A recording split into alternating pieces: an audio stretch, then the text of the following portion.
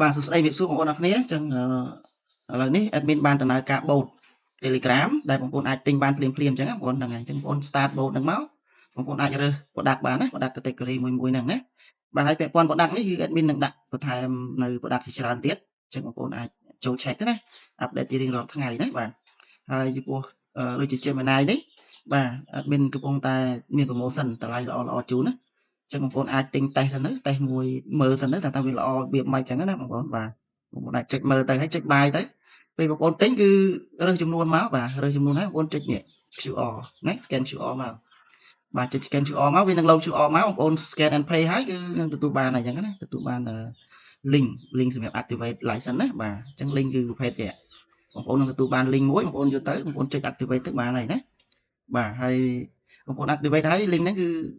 ផាកឡើងកើតឲ្យវាចេញបែបនេះបានន័យថា link មួយបានតែមួយ account ទេអញ្ចឹងណាបងប្អូនហ្នឹង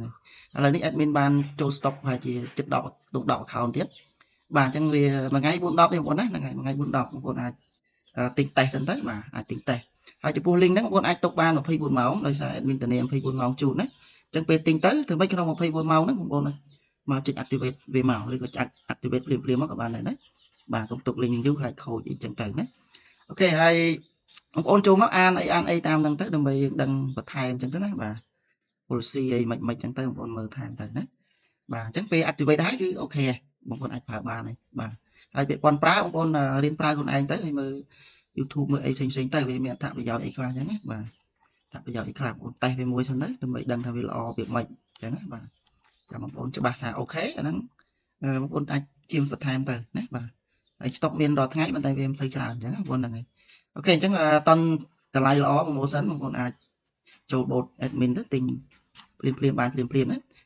ពេល scan ហ្នឹងបងប្អូននឹងទទួលបាន link នៅក្រោមហ្នឹងហើយ bot នឹងផ្ញើ link ឲ្យស្វ័យប្រវត្តិអញ្ចឹងណាបងប្អូនហ្នឹងអូខេអញ្ចឹងអរគុណច្រើនបងប្អូនអាចតេស្តសាកល្បងទៅបាទតេស្តទិញមើលជាក់ស្ដែងទៅណាបាទអូខេអរគុណច្រើនបាទ